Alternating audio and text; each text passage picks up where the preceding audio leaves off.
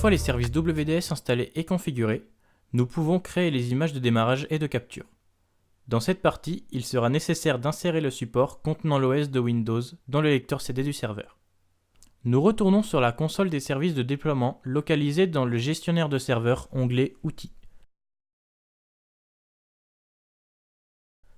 Nous développons Serveur ainsi que notre domaine avant de faire un clic droit sur le dossier Image de démarrage et de sélectionner Ajouter une image de démarrage qui nous permettra d'en ajouter une via un assistant d'installation.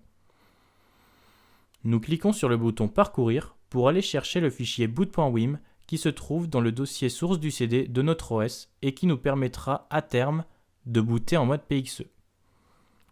Dans notre procédure, nous la nommons simplement Déployer une image et nous cliquons sur Suivant.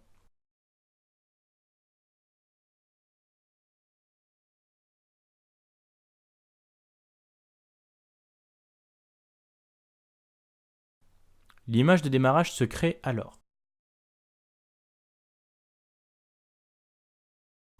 Une fois la création de l'image terminée, nous faisons un clic droit sur celle-ci pour créer une image de capture en sélectionnant simplement l'option Créer une image de capture et que nous nommons Capturer une image.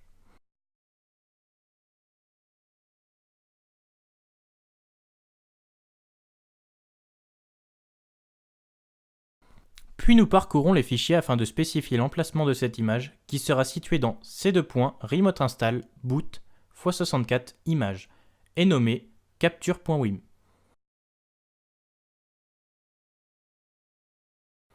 On poursuit l'installation en cliquant sur Suivant afin de lancer la création de l'image de capture qui est la dernière étape de cet assistant. Pour finir, nous nous assurons de la présence de nos images dans la console WDS. Si elles ne sont pas présentes, fermez la console WDS et affichez-la à nouveau afin de l'actualiser. Nos images de démarrage et de capture sont à présent créées.